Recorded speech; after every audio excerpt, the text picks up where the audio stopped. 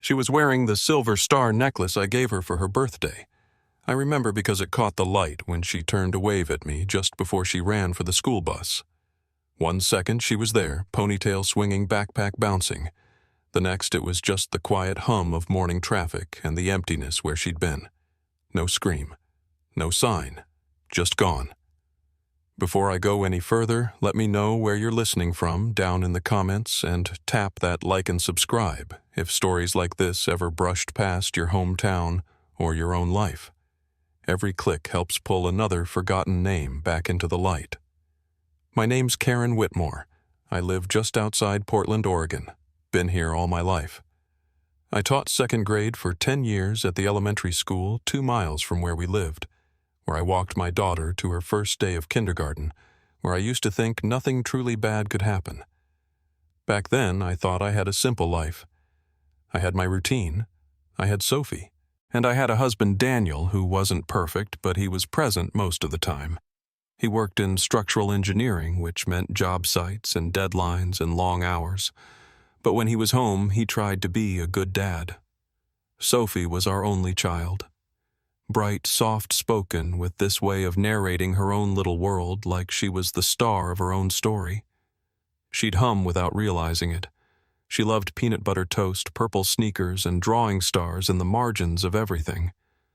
The week before she vanished, I remember feeling this weight.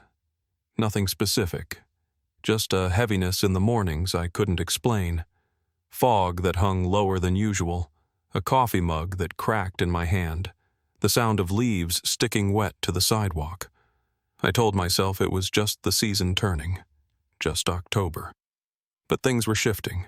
Sophie had started waking up in the middle of the night more than usual, said she had dreams she couldn't remember. One morning she asked if I'd ever had the feeling someone was watching me even when I was alone. I told her no. And then I changed the subject. Looking back now, I wish I'd asked more questions. I wish I'd paid more attention to the way her voice tightened when Daniel raised his voice, or how she clutched that necklace like it was more than just a gift. That morning, October 12th, 2010, started like any other. I made scrambled eggs. She hummed the wrong notes to a choir song. Daniel had already left for a site meeting across town. It was just me and her. I tied her shoelaces. I tucked her hair behind her ears. And then she was gone. She ran ahead like she always did, and I stood at the window watching her cross the sidewalk toward the stop sign at the corner. But this time something felt off. She turned back just for a second, looked right at me, not scared, not smiling either, like she wanted to say something but couldn't. I never saw her reach the bus. I never heard her footsteps on the porch again. And when the police asked me what time I last saw her, all I could say was this. It was 7:42 a.m., and the light was just starting to break through the clouds. And my daughter was still wearing her necklace. I didn't run toward the street. I didn't scream. I just stood there at the kitchen window for a while, staring at the patch of sidewalk where she'd been. Sophie had waved at me like always. She always did that little half-turn wave, one arm slung over her backpack strap, the other swinging free. I looked down to rinse my coffee mug, and when I looked back up, she was gone. I waited for her to reappear at the edge of the neighbor's hedge where the bus usually pulled up, but it didn't come. There was no yellow bus, no line of kids, no engine hum, just wet pavement and a drifting leaf that caught the wind and tumbled across the street. It was too quiet for a weekday morning. I didn't panic right away. I checked the clock on the stove. It was just after 7:45. Maybe the bus was late. Maybe she'd doubled back to grab something from her room. I called her name down the hall. Nothing. I walked out to the porch, my slippers dragging across the wood planks. The air smelled like wet bark and cold stone. I looked both ways down the street. No bus, no Sophie. I went back inside, grabbed my phone, and dialed the school. The secretary answered, cheerful and rushed. I asked if Sophie had made it in that morning. She paused for a second, just long enough for my heart to feel it, and then asked me to hold. I remember I sat down at the kitchen table. I remember hearing my own heartbeat in my ears. When she came back on the line, she said, "No, ma'am, we haven't seen her yet this morning. Are you sure she got on the bus?" I said yes. At least I thought so. I'd seen her run toward the stop like she always did. But I hadn't seen the bus itself. I hadn't seen the doors close behind her. By the time I hung up, my hands were shaking. I called Daniel next. He answered on the second ring. Still at the job site, didn't catch the urgency in my voice at first.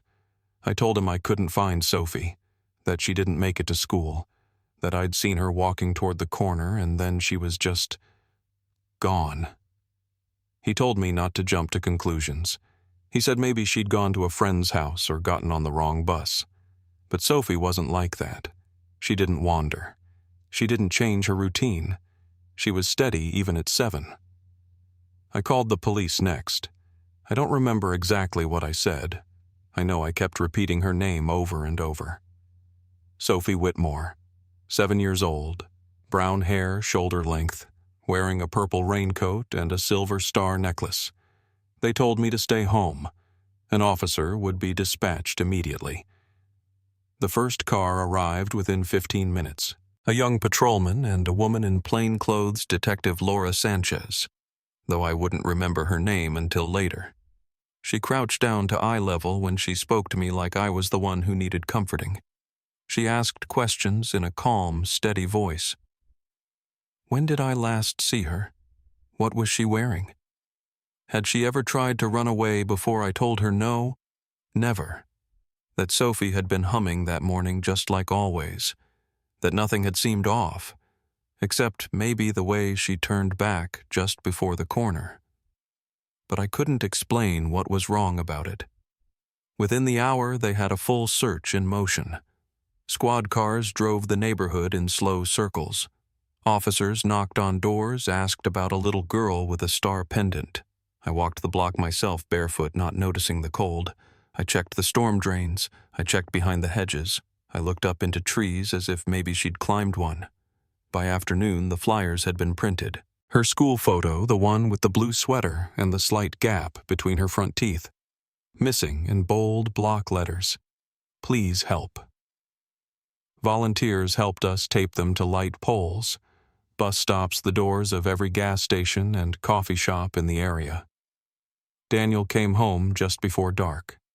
His face was pale, but his voice was calm. He kept telling me the odds were good. That most missing kids turn up within 24 hours. That she probably got confused, ended up at a friend's, or maybe was still riding around on a different bus line. But as the hours ticked by, that hope turned into a silence I couldn't stand. He sat in the living room, his head in his hands, while I paced the hallway with the cordless phone in my hand, calling anyone who'd ever met our daughter. That night, I couldn't sleep. I sat on the edge of Sophie's bed, staring at the poster on her wall of the moon and stars. I picked up her stuffed bear, the one she slept with since preschool. It still smelled faintly like her strawberry shampoo. The window was closed tight. Her shoes were in their usual place. There was no sign that anything was wrong inside the house.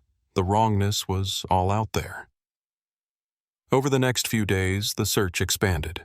Police checked every registered vehicle that passed through our neighborhood that morning. They pulled footage from the bank's security camera on the corner, but the timestamp had a gap, just a blur of movement, and then a blank stretch where the tape had glitched. The bus driver said Sophie never got on.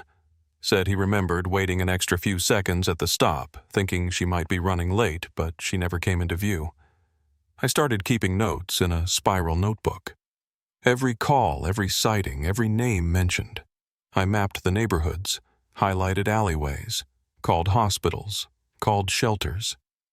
I drove to the edge of town one night just to check a gas station someone had mentioned in an online thread. It turned out to be nothing. A different girl. Different coat. Not Sophie. By the end of the first week, the search dogs had been brought in.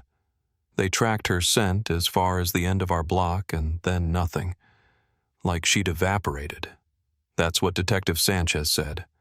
No signs of struggle, no evidence of a chase. It's like she was there, and then she wasn't. Her voice stayed measured, but I could hear something behind it. The kind of fatigue that came from telling too many parents the same thing. Daniel and I started to unravel after that. He retreated. Didn't want to talk about the details anymore. Told me I was making myself sick with the theories. But I couldn't stop.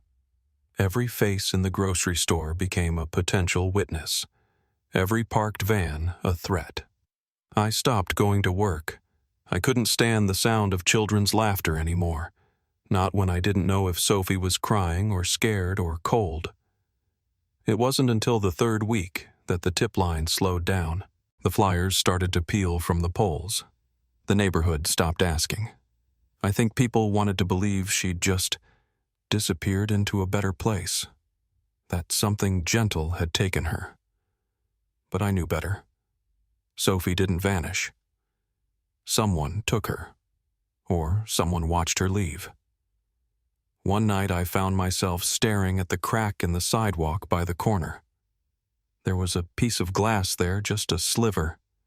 I thought about the way her necklace used to glint in the sun, and I wondered if anyone else would have even noticed if something small had gone missing from their life. A shoe. A voice. A child. I stood in that spot for a long time. The air was still. A street lamp buzzed overhead. And I swear I felt someone watching me from the other side of the street. But when I turned, there was nothing. Just a dark window, a drawn curtain, and silence.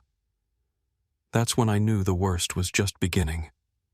The first time someone told me to let it go, it was my own sister.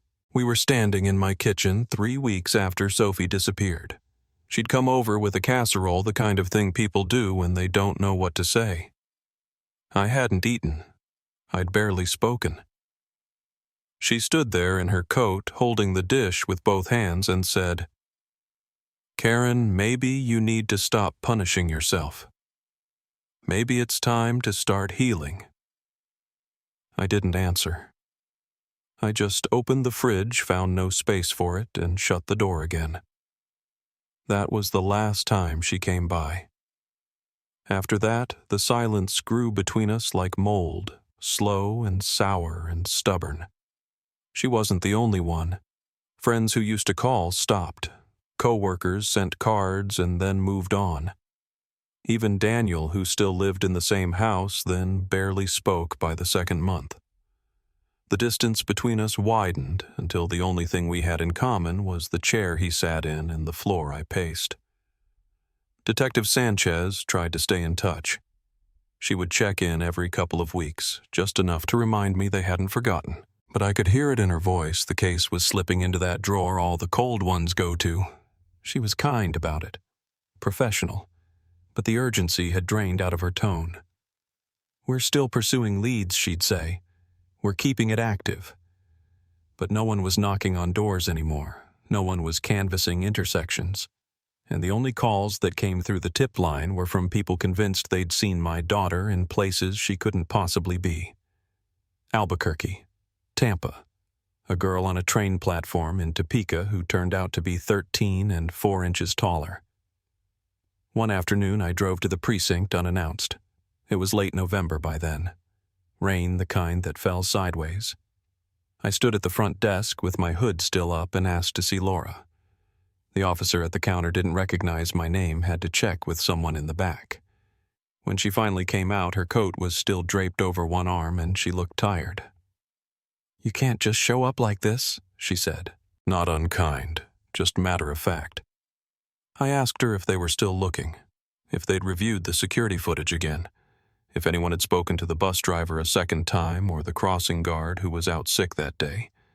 She told me they had no new developments, but they hadn't closed the file, that Sophie's name was still active in the system. I asked what that meant. She didn't have an answer. I started to realize then that if anyone was going to keep the search alive, it had to be me.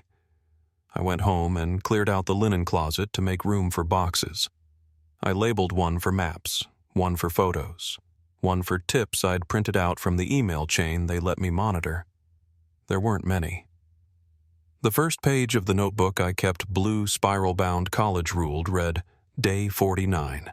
I wrote down everything: wind direction, traffic patterns, whether the neighbors had left their porch lights on. I called other parents from the school, some of whom hadn't spoken to me since the day she vanished. Most said they didn't remember anything. Some didn't pick up at all. One mother told me gently that she didn't think it was healthy for me to keep digging. I didn't call her again.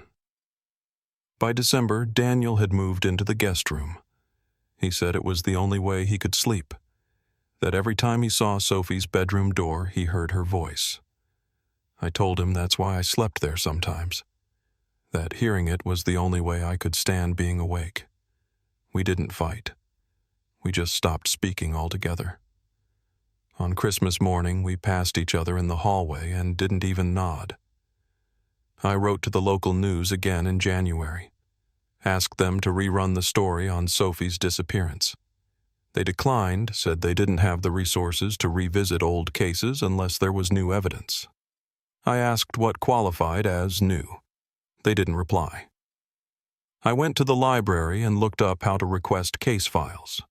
I filed for copies of any public reports. Most of it was redacted. The timeline, witness statements, a log of what officers did during the first 48 hours. I read it like scripture, over and over, looking for something I'd missed. Some nights I'd drive to the corner where she disappeared and park with the engine off. I'd sit there with the window cracked, just listening. There was a man who walked his dog most nights around 10. A woman who left her porch light on until well after midnight. I knew the rhythm of every set of headlights that passed. Knew which cars turned, which ones kept going. I memorized the sounds, wet tires, distant barking, the way a neighbor's wind chimes hit a certain note when the wind came from the west. I memorized it all, hoping one night something would feel out of place. The only person who didn't treat me like I was unraveling was a man named Curtis Webb, who worked security at a business complex 2 streets over. He said he remembered seeing a little girl walking alone the morning Sophie vanished, but when I pressed for details, he admitted he wasn't sure what day it had been.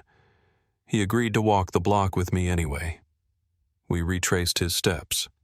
He pointed to the intersection, the angle of the sun, said she had a bounce in her step, but it could have been any girl, or any morning. Still, I wrote it down.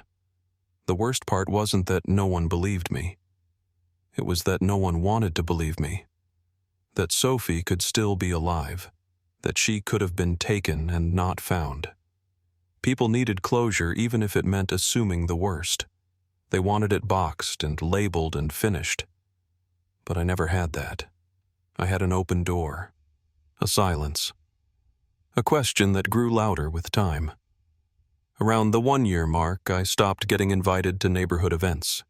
A woman at the grocery store asked if I'd heard about a missing teenager from Salem.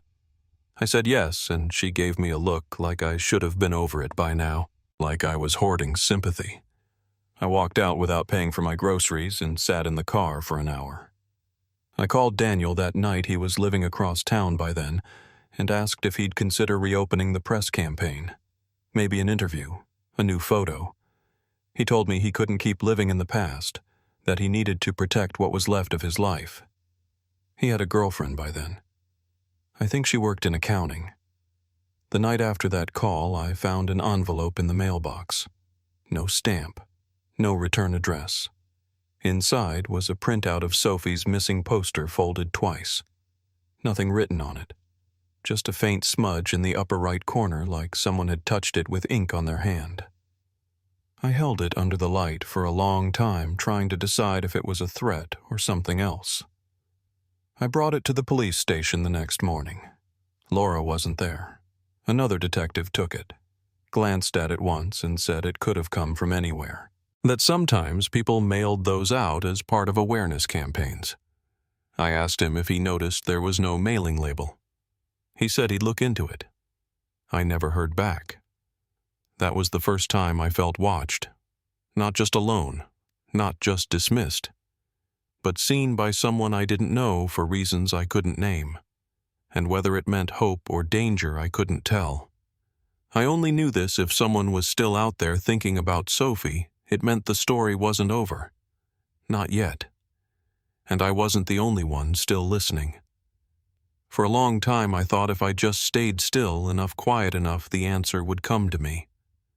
Like maybe there was something obvious I'd missed, some detail I'd overlooked that would fall into place if I kept replaying it all in my head.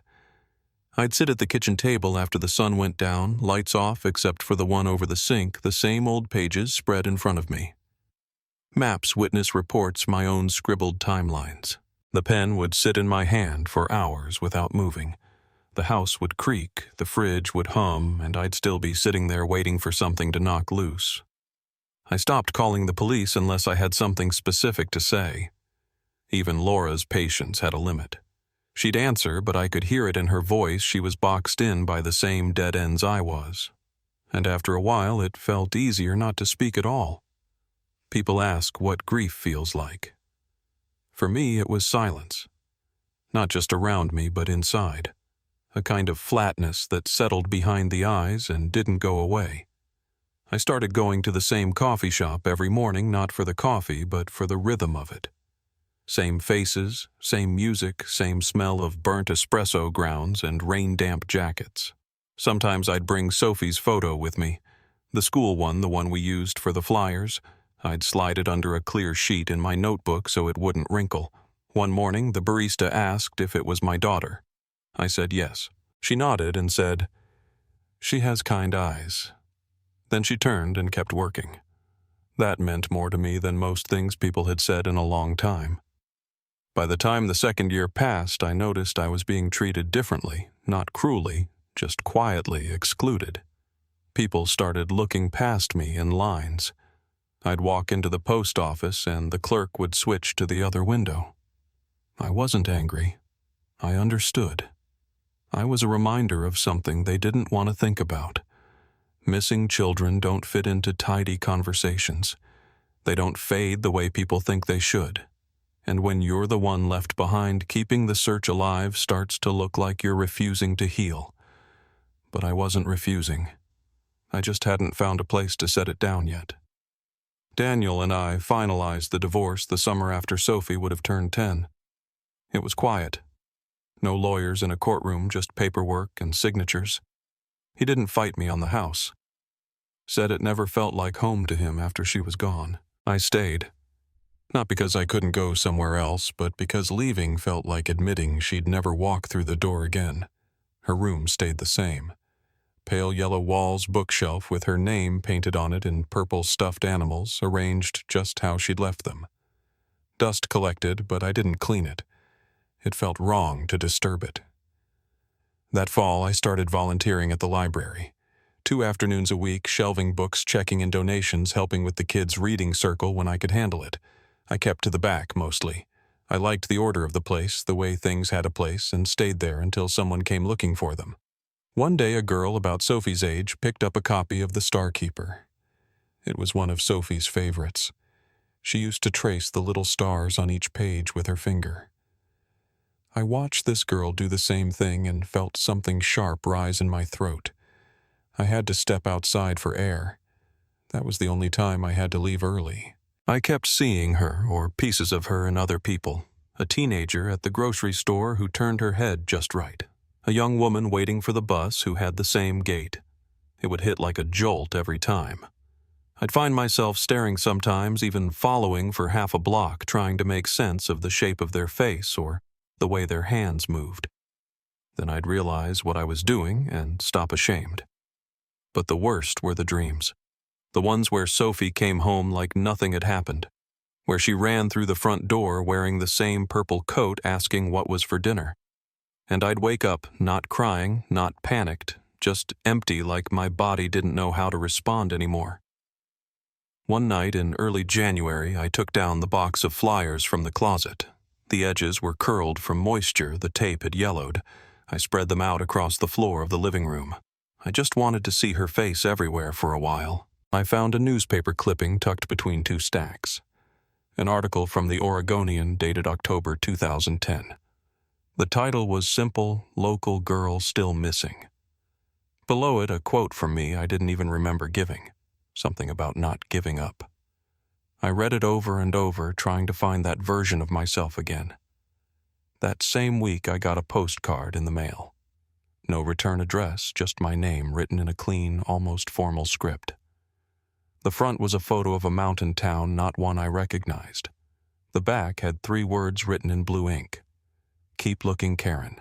No signature, no clue who it was from. I brought it to the police. They logged it, said it could be from anyone. Could be a prank. Laura looked at it a little longer than the others did, but she didn't say much. I asked her if she thought it meant something. She said she didn't know, but she didn't throw it away either. For days after that, I kept the postcard propped up on the kitchen windowsill. I stared at it while the kettle boiled, trying to remember if I knew anyone with that handwriting. A week later, I moved it to the nightstand. It didn't make me feel better. It didn't make me feel worse. But it was something. Something new in a life that had felt like standing water. Then, one evening, just before dusk, I stepped outside to bring in the mail.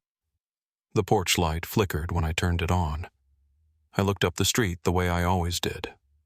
Nothing unusual. But when I opened the mailbox, there was a single folded piece of paper inside. No envelope. No address.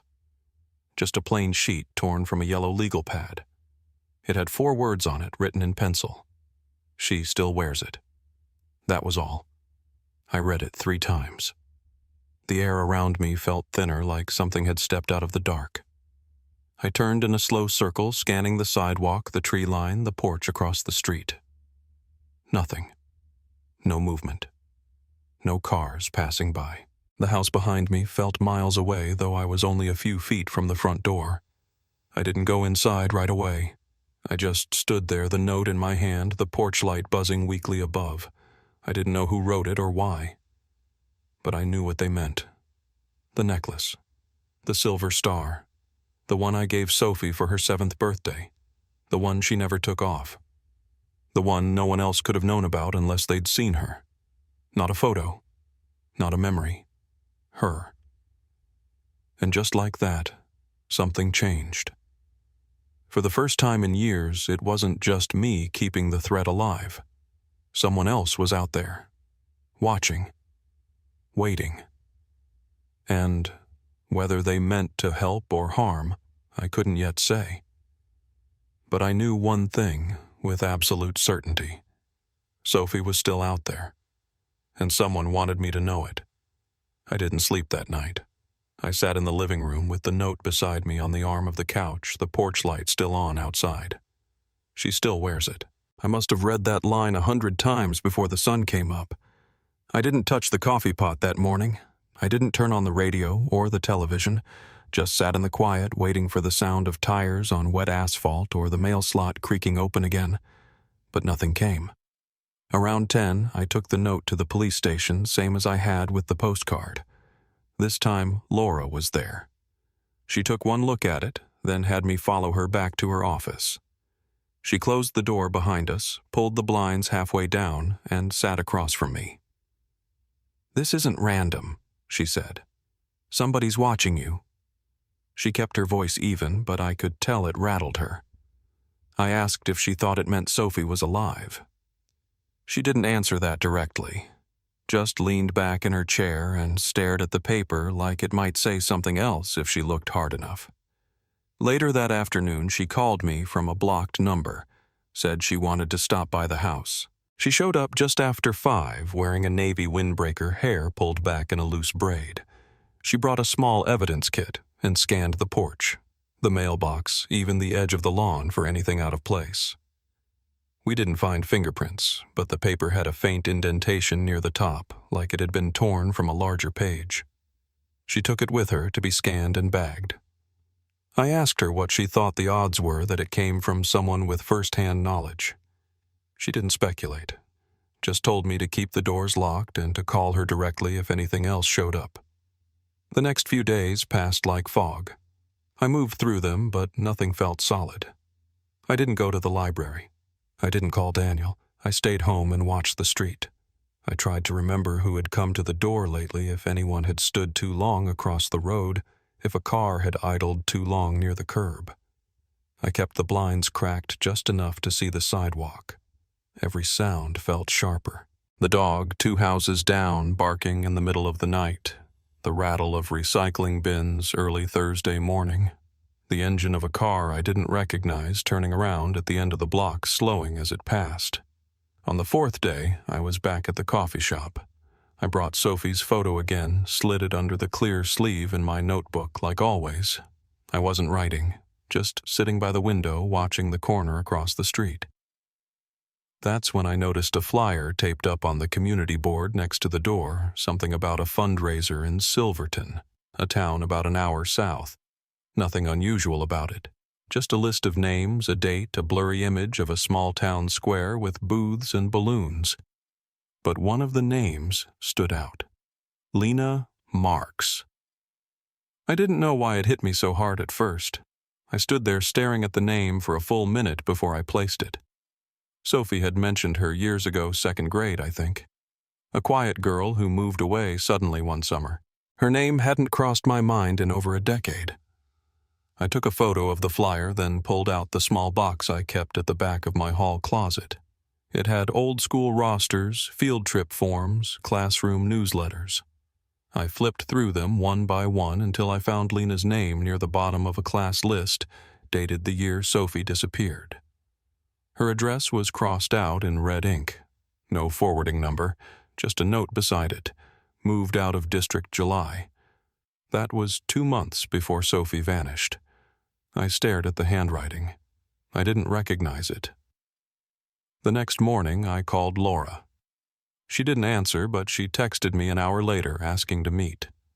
We sat in the same booth at that rundown diner halfway between Portland and Silverton. She brought a manila envelope and a small tablet. I slid the photo of the flyer across the table. "You recognize the name I asked?" She nodded, slowly tapped her fingers against the tablet, then turned it toward me. There was a still frame from a local news broadcast, shaky cell phone footage of the Silverton fundraiser. A crowd milling through the square tents and folding tables. But it wasn't the scene that stopped my breath. It was a girl, probably mid-20s, walking between booths with a stack of flyers in her hand, smiling at someone just off camera. She had dark hair pulled back in a loose knot, and the same jawline I'd traced in photos for years. And around her neck, unmistakable even in the grainy footage, was the silver star pendant. The scratch along one of the points caught the light just for a moment. I leaned closer. "That's her," I whispered. "That's Sophie." Laura exhaled through her nose, reached into the envelope, and pulled out a printed copy of the same image. "I've been sitting on this for a few days," she said. "Waiting to be sure." She tapped the corner of the image. "There's a man in the background. Here, standing near the food truck." Same guy shows up in 2 other clips from the event, always near her, never interacting. She pulled another print from the envelope. He's wearing a Navy baseball cap. I didn't say anything. My chest felt tight. I recognized that hat. I'd seen it before, not just in the images but in person weeks ago. At the bookstore near the square. A man leaning against a wall, half-shadowed. Watching, not browsing, just standing there. Laura flipped to another page. "We think he's a private contractor. Name's Grant Keller. Worked security gigs in the past. No formal record, but he lived in Portland around the time Sophie disappeared. 2 streets over from you." I stared at her. "So he's been around this whole time?" She nodded. "And get this, he moved to Silverton a year after Sophie went missing." I sat back trying to line everything up in my head. The name, the pendant, the man, the flyer, and Lena. Laura lowered her voice. "That's not all. We ran Lena Marks through the system. She has no tax records, no school records past age 8. It's like her family dropped off the map. The address listed on the fundraiser paperwork is tied to a private property just outside town. It's registered to someone named Margaret Marks. I knew that name too. Lena's mother. She used to run the art table at school events. Always quiet. Always watching. That night I couldn't sit still. I went back to the footage, froze it at the moment Sophie laughed, turning toward the camera. It was her. Older, yes, but unmistakable. And she didn't look afraid. She didn't look like she was in hiding. She looked like someone who had built a life and didn't expect to be found. I played the clip again. This time I focused on the man in the baseball cap. He wasn't looking at her. He was watching the crowd, watching the camera. And in that moment I understood something that hadn't occurred to me before. Maybe he wasn't following her. Maybe he was protecting her. Or maybe he was making sure I didn't get too close too soon. At 1:12 a.m., my phone buzzed on the nightstand.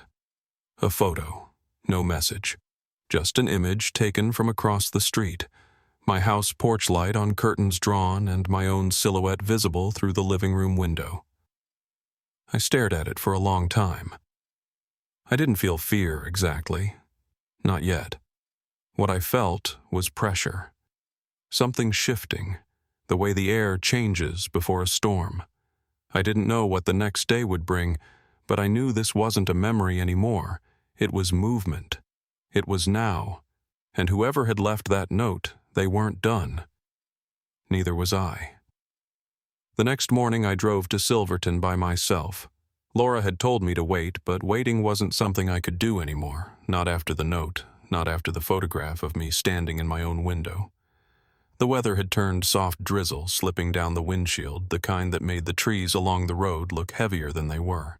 I stayed under the speed limit not out of caution, but because the stillness of the drive gave me time to think. I kept seeing Sophie's face frozen in that frame from the fundraiser footage. Older, yes, but still her. Her shoulders squared differently, her voice deeper, I imagined, but the necklace was the same. That pendant I gave her when she turned 7. I don't know if people understand how specific grief memory is. I remember the scratch on that silver star better than I remember what day of the week she vanished.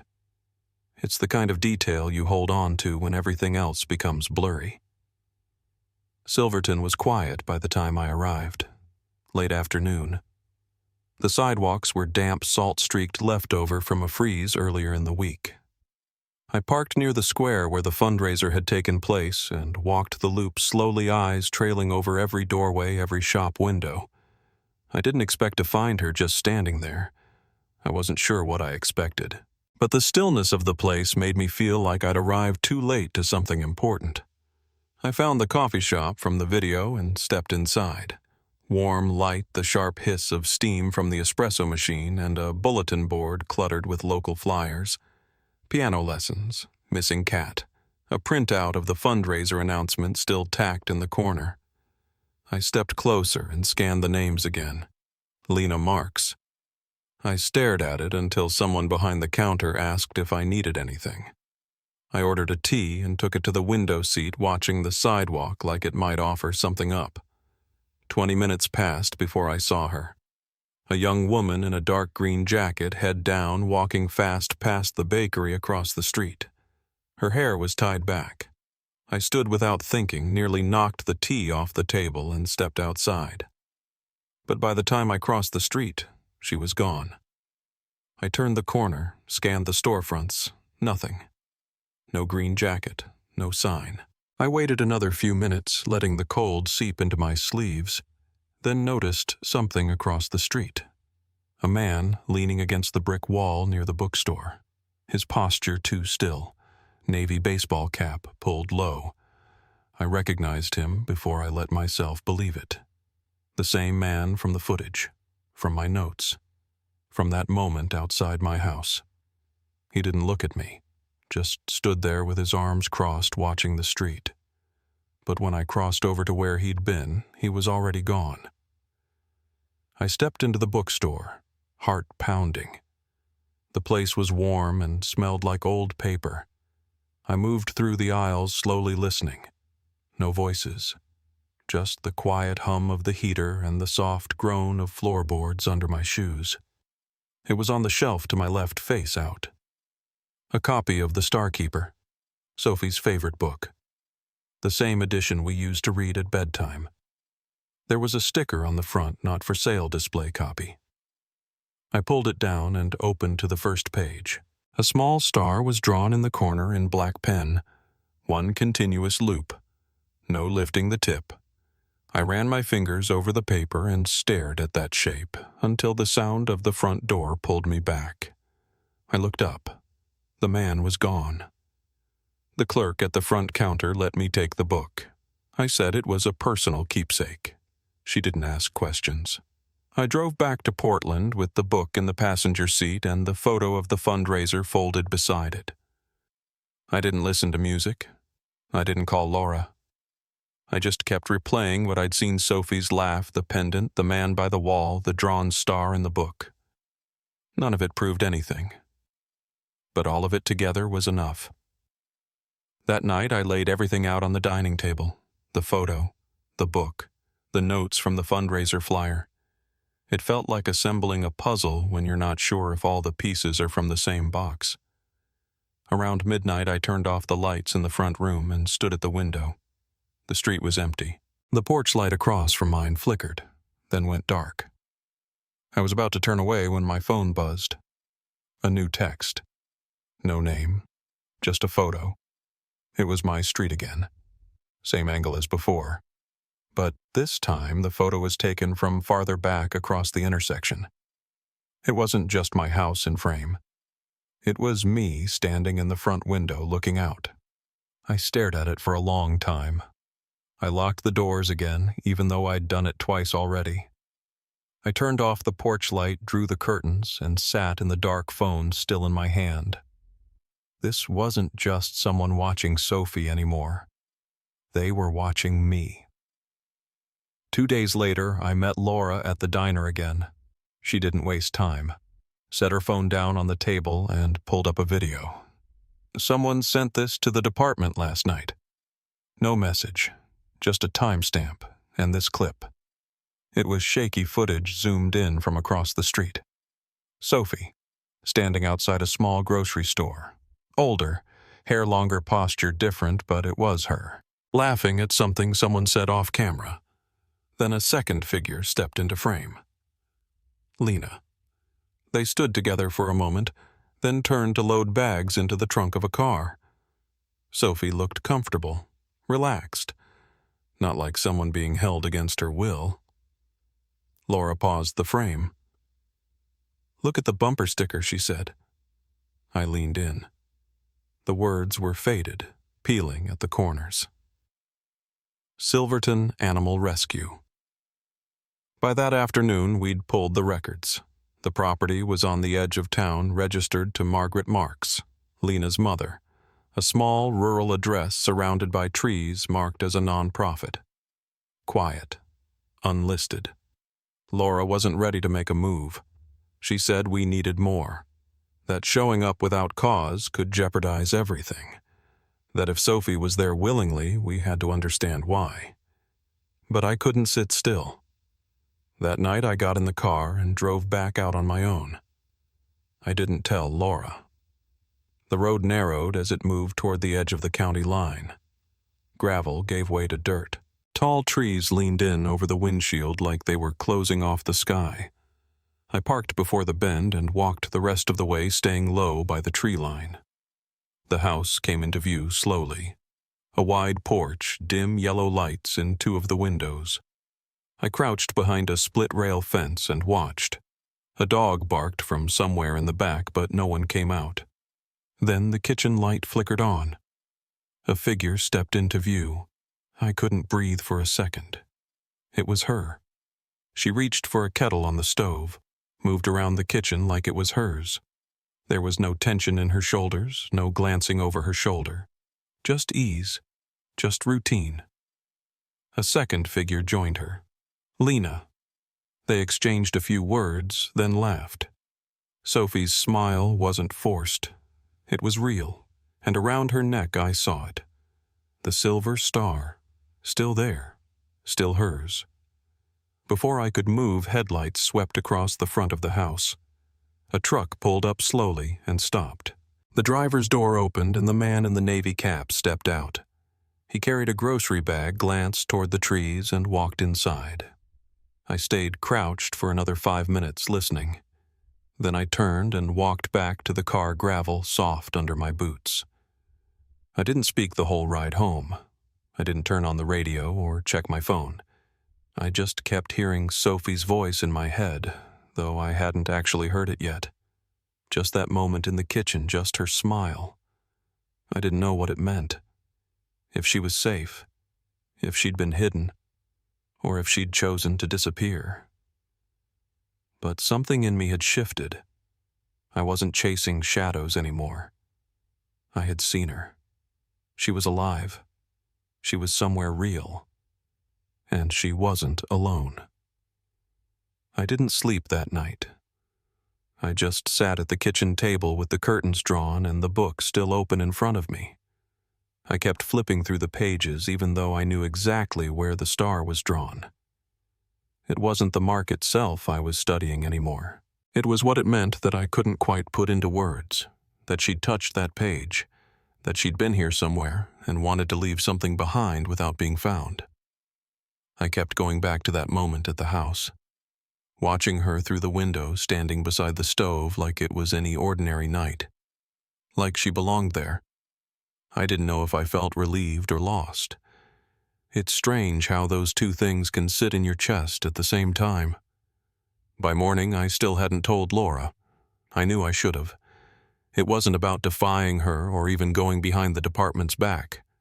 I just wasn't ready to share it yet.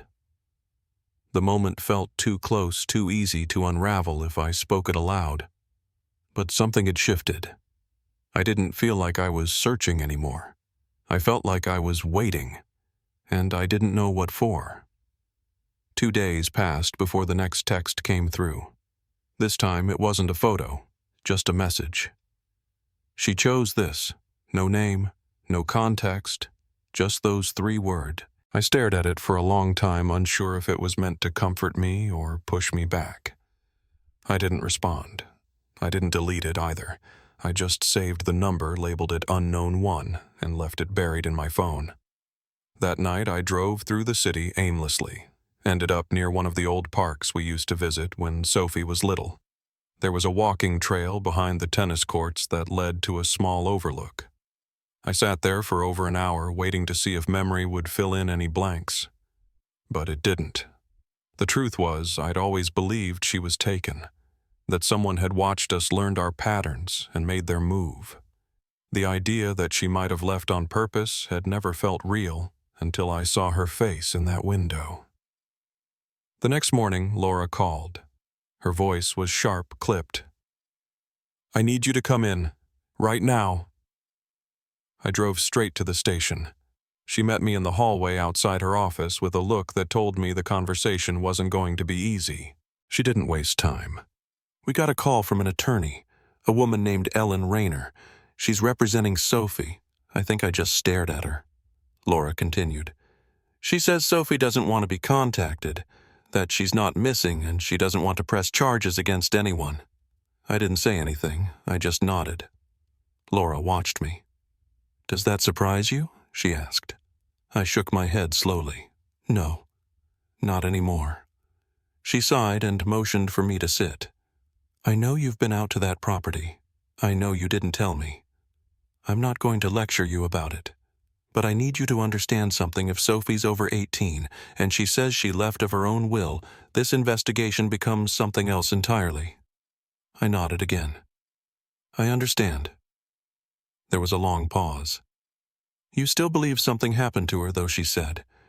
"It wasn't a question." "I think something happened before she left," I said quietly. "And I think she still carries it." Laura leaned back in her chair. "I looked into the parents. Lena's mother, Margaret, has a record of some welfare violations back in the early 2000s. Nothing major. But the way they've stayed off the radar, the way everything's tucked behind nonprofits and farm addresses, it feels deliberate." She looked down at her notes. "If Sophie's trying to start over, fine. But if someone's orchestrating that start over in a way that cuts off contact from everyone else, that's something I need to understand. We didn't come to any decisions that day. just sat in silence a while longer. Laura said she'd reach out to the attorney, try to set up a meeting even if it wasn't official.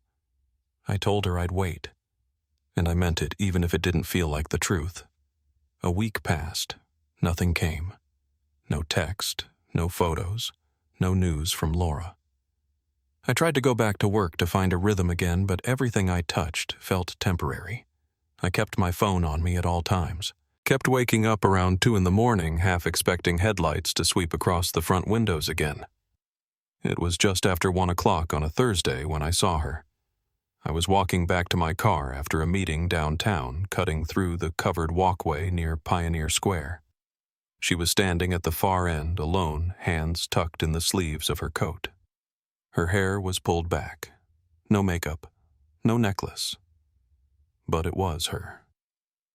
She didn't move when I spotted her. Didn't smile. Just looked at me like she'd been waiting. I slowed as I approached. My throat tightened. She spoke first. "You shouldn't be here." Her voice was lower than I remembered, steadier. But there was something fragile in the way she stood, like she was bracing for a door to slam. I nodded. "I wasn't trying to find you. Not today." She looked away, then back. "You don't understand what happened.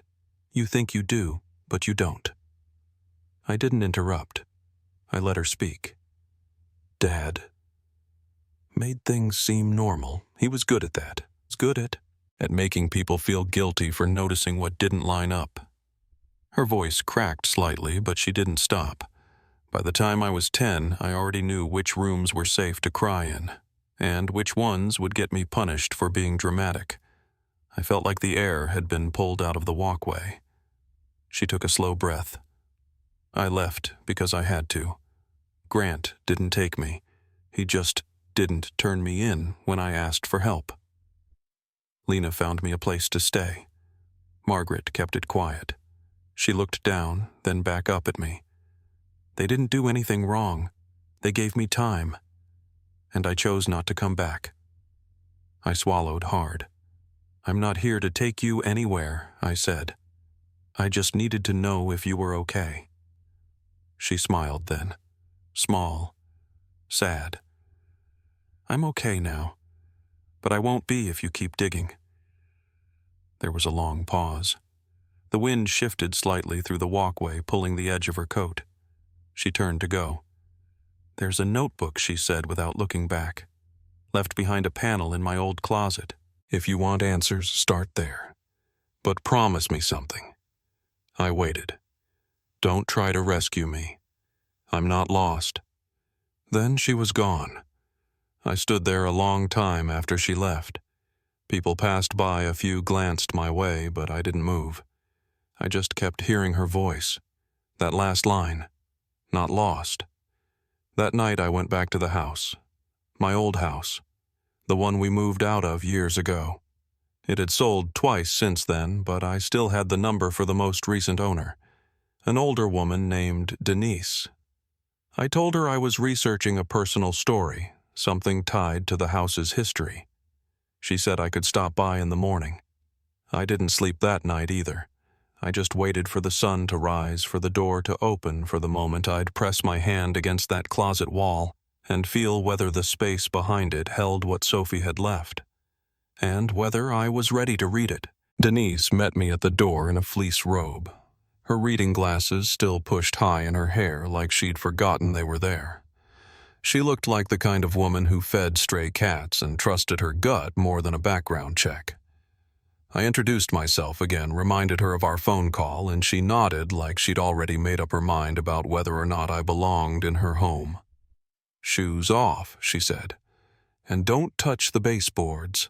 I just had them redone." She led me down the hallway, the air still carrying that faint scent of lemon polish and old plaster. The house hadn't changed much, same crown molding in the front room, same creaky spot halfway down the hallway, but it felt smaller somehow. Less like a place where memories happened, more like a space where they'd been covered over with new paint. The closet was in what used to be Sophie's room. It was a little narrower than I remembered. Denise had turned the space into an office/sewing room, and she stood off to the side while I moved the desk gently out of the way. I didn't ask her to leave. I figured if something was hidden there, it couldn't be anything worse than the truth we were already living with. I knelt down and ran my hand along the back wall of the closet. Took maybe a minute before I felt it a small square of paneling that gave slightly under pressure. I braced my thumb along the edge and pulled. The panel didn't come all the way loose, but it shifted enough to reveal a slim pocket behind it. Inside was a faded spiral notebook, the kind they sell in 3-packs at grocery stores before school starts. No markings on the front. Just that dull, dusty red cover and a slight bend in the bottom right corner like it had been handled often. Denise watched me but didn't say anything. I gave her a small nod, mouthed a quiet thank you, and she nodded back before stepping out of the room. I sat on the edge of the bed, her guest bed now, not Sophie's, and opened the notebook. The first few pages were blank. Then a line of handwriting centered like a title. This is what I couldn't say. The next line smaller. If you're reading this, it means I had to go. I didn't read it all at once. I couldn't.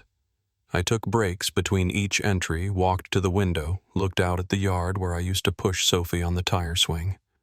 I let the wind and the traffic and the stillness in that room help carry what was on those pages. She wrote about things I'd always suspected but never wanted to confirm. About the rules that didn't make sense, the way Dad's mood could turn with no warning. How certain nights she'd sleep in the closet just to feel safer. Not because he hurt her physically, at least not in ways she named, but because there was something about his silence, his control, that made her feel small in her own skin. She wrote about being afraid of disappointing him, of the way he used her quietness as proof of obedience. She wrote about the guilt of leaving me behind, of watching me try to be the good son, the steady one, and wondering if I ever saw through it. And then she wrote about Grant. About the day she met him at the feed store, how he offered her a ride when the bus didn't come, how he never asked her to explain herself. She said he didn't rescue her, he just didn't push her back. And that was all she'd needed. There were pages and pages of thoughts, some scattered, some clear, about what it meant to disappear, about how sometimes safety isn't found in the people who love you, but in the ones who don't ask questions. I stayed there for hours, flipping through that notebook, sometimes going back to reread certain lines, sometimes just holding it without turning the page. I didn't cry. Not because I didn't want to, but because it didn't feel like my story to grieve. This was hers, her account, her terms, and I was just the one who finally listened. I called Laura that afternoon and told her what I'd found.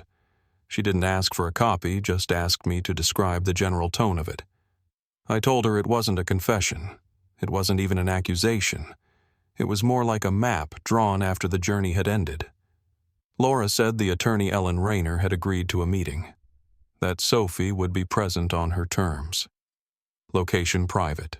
Time undisclosed until the day before. She said it might not lead anywhere legally speaking, but that it would matter. That sometimes a conversation carries more weight than a court document ever could. The meeting was set for the following Tuesday, somewhere outside Eugene. I wasn't told the exact location until the morning of. Laura drove us out there, a small retreat center tucked behind a row of pine trees, the kind of place where no one wears shoes indoors and every hallway smells like chamomile and cedar. We were shown into a room with floor pillows and soft lighting. Sophie was already there. So was the attorney. And someone else, a woman with gray-streaked braids and an open notebook. She introduced herself as a mediator, said her job was just to keep the space steady. I didn't know what to expect, but it wasn't what happened next.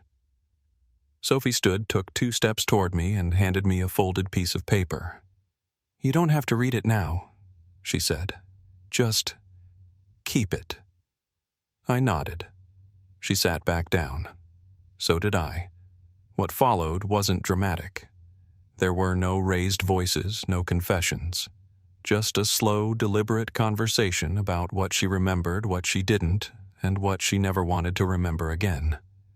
She said she didn't want to be found, not because she hated us, but because finding her meant being pulled back into a version of herself she'd worked hard to let go of. She said the people she was with now, Grant, Lena, even Margaret, weren't her captors. They were her witnesses. They saw her without needing her to prove anything.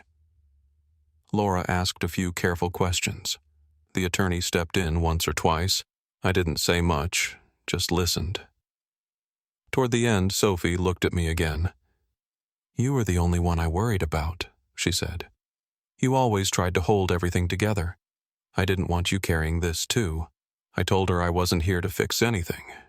I just needed to understand." She nodded like that made sense. And that was the end of it. No final declaration, no promise to stay in touch. Just a shared silence and the sense that something invisible had been handed back to each of us. That night I opened the folded paper. It was a sketch. Pencil on plain white paper. A field. A girl. A balloon. And in the corner a single line of text in Sophie's handwriting: I was real, even when I was gone. I sat with that drawing a long time. Not because it gave me closure, but because it reminded me that closure isn't the goal. Sometimes the point is just to know that the door you kept knocking on wasn't empty on the other side, that someone had heard you, and chose at last to answer. I still have the sketch Sophie gave me. It's framed now, tucked between two panes of glass in a wood frame I picked up at a flea market outside Salem. Nothing fancy, just something simple and honest the way it deserved to be. Sometimes I pass by it and don't stop. Other days I do. I stand there longer than I mean to, reading that quiet line again: I was real, even when I was gone. And I think about everything we built to protect a version of normal that was never really safe. Everything we buried in the name of keeping the peace. After that last meeting, there weren't any more. No follow-up calls. No letters. Laura said the attorney had filed a final statement of no intent to pursue legal action. Sophie made it clear she wasn't interested in returning to her former life or pressing charges. And I understood. What she needed was distance. Not as an escape, but as a way to breathe without asking for permission. That was her justice, the right to stay gone and still be whole. Denise and I talked once, after everything settled. She asked if I thought Sophie hated her. I told her no, but I also didn't try to soften it. I told her Sophie had needed something different, and none of us had seen it in time. Denise said she sometimes still leaves the porch light on. Out of habit, she said. Not hope. We both knew the difference. I haven't been back to the rescue property. There's no need. What happened out there isn't mine to own. Lena still runs the place with Margaret. Grant keeps his distance from what I hear. Maybe that's for the best. He gave Sophie a way out. Whatever his reasons, whatever his past, she trusted him. And that counts for something. The hardest part hasn't been the silence. It's been learning to live without trying to fill it. There's no real end to stories like this. No perfect reckoning. No last scene where the camera pulls away and everything fades to peace. What there is, if you're lucky, is a kind of quiet steadiness. A place in yourself that no longer flinches when the past brushes up against the present. Sometimes people ask why I kept going. Why I didn't just accept that Sophie was gone. I don't have a clean answer. Maybe I wasn't looking for her exactly. Maybe I was just trying to find the part of our family that still made sense. And in a way, I did. I found proof that she'd survived, that she'd chosen something different, and that even when she was alone, she wasn't invisible. If you've been listening this long, thank you. These stories aren't easy to tell, and they're never neat. But if they help you remember someone or feel seen in your own silence, then maybe that's enough. Maybe all we're really doing is making sure no name, no voice, no quiet fight for freedom gets lost. If this stayed with you, feel free to share it. Someone out there might need to hear that it's okay to walk away and still be real.